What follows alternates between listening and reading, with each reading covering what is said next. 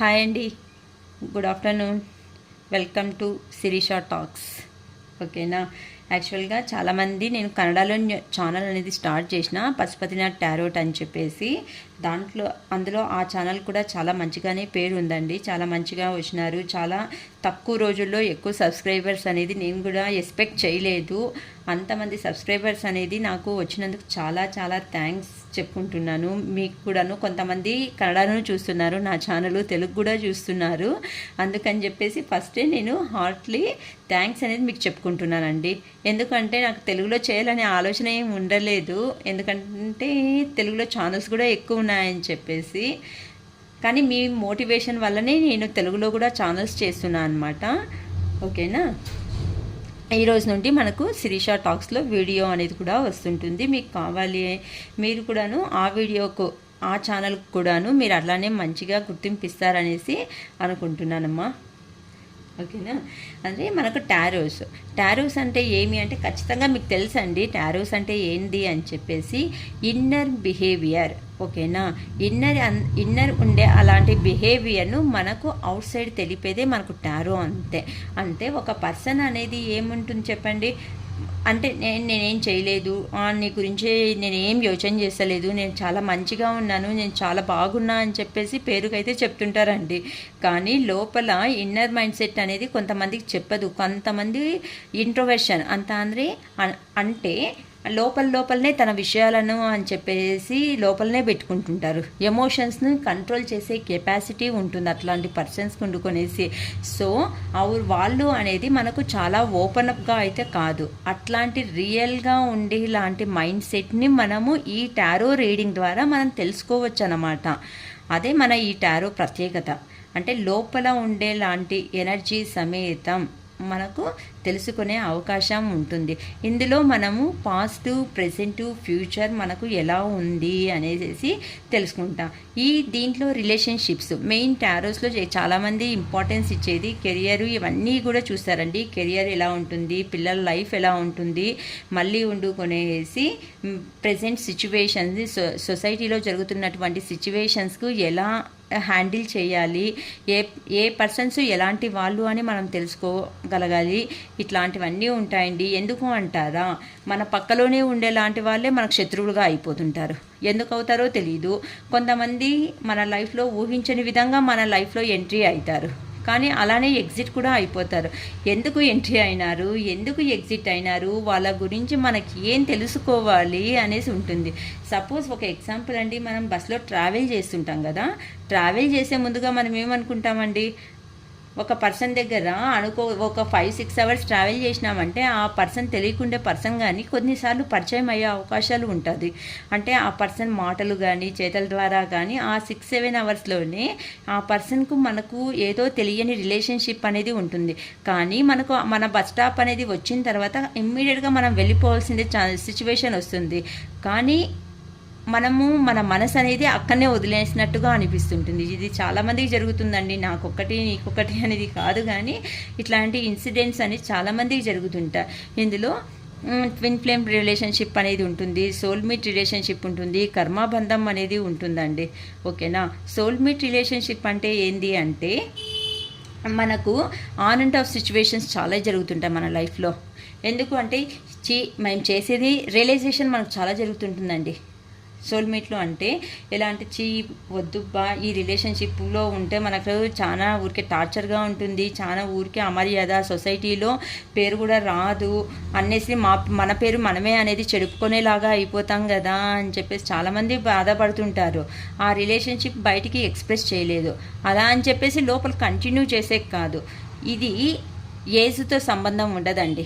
ఏజ్తో సంబంధం ఉండదు, క్యాస్ట్తో సంబంధం ఉండదు, రిలీజియన్స్తో సంబంధం ఉండదు, ఎలాంటి సంబంధం ఉండదు. జస్ట్ మనసుకు మాత్రమే దీంట్లో రిలేషన్షిప్లో ఉండే మక్కువ, ఇష్టం అనేది తెలిసి ఉంటుంది.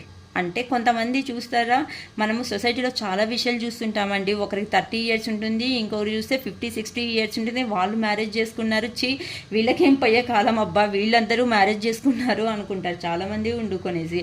ఇవంతా వండుకొనేసి కానీ ఆ పర్సన్ దగ్గర ఉంటేనే వీళ్ళకి రిలేషన్షిప్లో హ్యాపీగా ఉంటుంది అని తెలిసినప్పుడు, అంటే ఇక్కడ మనం తెలుసుకోవాల్సింది ఏమి అంటే అంటే నేను చెడుగా చెప్తలేదండి, ఓకేనా. ఇది మనసుకు కనెక్ట్ అయ్యే అంత రీడింగ్ కాబట్టే దాని గురించి విశ్లేషణ ఇస్తున్నాను, నేను వివరిస్తున్నా అన్నమాట అంతే. ఎందుకంటే ఇక్కడ ఏజ్తో సంబంధం లేదు. ఇక్కడ ఏజ్లో 30 years ఉండే పర్సన్, అక్కడ 60 years ఉండే పర్సన్, ఏం మ్యాచింగు, తండ్రి కూతుర్లో రిలేషన్షిప్ అని కొంతమంది చూసే వాళ్ళకి అనుకున్నాను. నిజంగానే కర్మ అనేది పోయిన జన్మలో ఎవరితో ఏమి కర్మ చేసినారో, ఎవరు చేసినారో అనేది మనకు తెలియదండి, ఓకేనా. ఆ కర్మబంధాన్ని అనేది తెలుసుకోవాల్సి వస్తుంది. ఆ పర్సన్కు మనం చేయాల్సిండేది సౌకర్యాలు కూడా అన్నీ చేయాల్సి వస్తుంది. కానీ ఇక్కడ మనసుతో ముడిపడినందుకు అది ఏజ్తో సంబంధం లేదు, రిలీజియన్, క్యాస్ట్తో సంబంధం లేకుండా ఆ రిలేషన్షిప్ అనేది లైఫ్ లాంగ్ కంటిన్యూ అయిపోతుంది. చేసేది తప్పని తెలిసినా ఏం చేస్తాం, ఎంతమంది ఎవరు ఎన్ని మాటలు అన్నానో ఆ రిలేషన్షిప్ ఒకటి అయిపోతుంది అన్నమాట. ఆన్ అండ్ ఆఫ్ సిచ్యువేషన్లో, ప్రజెంట్ సిచ్యువేషన్లో ఉన్న ఫైనల్గా అంటూను ఒక భార్యాభర్తలుగానో ఇట్లా ఒక రిలేషన్షిప్ లైఫ్ లాంగ్ కంటిన్యూ అవుతూ వెళ్తుంటుంది. దీన్ని మనం సోల్మేట్ రిలేషన్షిప్ అంటాం. అంటే మనసుకు ఉన్నట్లు వంటి అట్రాక్షన్, ఓకేనా. కర్మాబంధం అంటే కొన్ని విషయాలు మనం ఏమనుకుంటాం, ఇట్లా ట్రావెల్లో చేస్తుంటాం. కొంతమందికి నైట్ టైం సర్వీసుల్లో నిద్రపోతున్నాడు, పక్కన ఉండే అతడి నుంచి గురకలు అనేది ఎక్కువ వస్తుంటుంది, గురక అనేది. కానీ ఆ మనిషి ఇచ్చే గురక మనం ఆ 6 hours అనేది మనం భరించాలి, తప్పదు. అంటే ఆ 6 hours మన నిద్ర అనేది చెడుపుకున్నా పర్లేదు, ఆ మనిషి గురకను అనేది మనం భరించాల్సిన సమయం అది. అట్లా అని చెప్పేసి మనం వాన్ చేయగలమా, చేయలేము. అంటే సార్ సరిగా పండుకుని సార్ మాకు నిద్ర రావడం లేదు అని చెప్పచ్చు, అంతేగాని ఎన్నిసార్లు చెప్తారండి? 1 సారి 2 సార్లు 3 సార్లు, అయ్యో ఇంక చెప్పడానికైనా మేమే ఇంకా మేల్కోవడం బెటర్ కదా అనుకుంటా. అది మీ కర్మ. ఎందుకంటే అనుభవించాల్సిందే సమయం ఆ మనిషితో మనము తిప్పలు పడుతున్నాం కదండి. అట్లనే లైఫ్లో కూడాను అంటే అది కొన్ని రోజుల పాటు ఉండొచ్చు, అది 1 night ఉండొచ్చు, లేకపోతే 2 రోజులు ఉండొచ్చు. వాళ్ళ నుండి మనం అనేది కొన్ని పాఠాలు అనేది నేర్చుకుంటాం అన్నమాట. ఎందుకంటే ఇక్కడ గురక పెడుతుండే వ్యక్తి పదే ఇతను డిస్టర్బ్ చేస్తున్నందుకు సార్ అని చెప్పేసి ఆ మనిషికి కూడా నిద్ర డిస్టర్బ్ అవుతుంది. ఆయన పెట్టే గురక వల్ల వీళ్ళకి కూడా డిస్టర్బ్ అవుతుంది కదండి. ఇక్కడ డిస్టర్బెన్స్ అనేది చాలా అవుతుంటుంది. కానీ ఇక్కడ తెలుసుకోవాల్సిందేది ఏమి, ఇట్లా బస్సులో ట్రావెల్ చేయకూడదు, నాకు పర్సనల్ వెహికల్ ఉంటే బాగుంటుంది, నేను ఎట్లా నిద్రపోయినా నన్ను అడగరు అని చెప్పి ఈ మనిషి అర్థం చేసుకుంటాడు. ఫ్యూచర్లో ఈ మనిషి కూడా అట్లనే అర్థం చేసి, అయ్యో ఇట్లాంటి మనుషులు ఎందుకనే ఎక్కిస్తారబ్బా, నాకు కూడా పర్సనల్ వెహికల్ ఉంటే బాగుంటాను, నా పాడుకు నేను సంతోషంగా వెళ్తుంటే కదా అని. కొన్ని అవర్స్లోనే చూడండి వేరియేషన్ ఎలా ఉంది. సో ఇక్కడ కర్మ ಅಂದರೆ ఆ పర్సన్ గురించి ఈ మనిషి తెలుసుకున్నాడు, ఈ మనిషి గురించి ఆ మనిషి తెలుసుకోవాల్సిన ఛాన్సెస్ ఉంది కాబట్టి తెలుసుకున్నారు అనమాట. అంటే ఇది కర్మబంధం. ఇది చాలా రోజులు అనేది కంటిన్యూ ఎక్కడా కాదండి. లెసన్స్ నేర్చుకున్న తర్వాత వాళ్ళ పాడుకు వాళ్ళు సపరేషన్లో వెళ్ళిపోతుంటారనమాట. ట్విన్ ఫ్లేమ్ అంతా అంటే అటు సైడు ఇటు సైడు బ్యాలెన్సింగ్లో సిచ్యువేషన్స్ అన్నీ చేసుకుంటూ వెళ్ళాల్సి వస్తుంటుంది. ఇట్లా మనకు టారో రీడింగ్లో టైప్స్ అనేది కూడా ఉన్నాయండి. సో ఎవరికి ఏ రిలేషన్షిప్తో ఎలా ఉంటుందో, కానీ ప్రతి ఒక్కటి చేసిండేది ప్రతి ఒక్కటి తప్పు అని చెప్పే అధికారం మాకు కూడా లేదండి. మాకు లేదు, మీకు లేదు, ఎవరికి లేదు.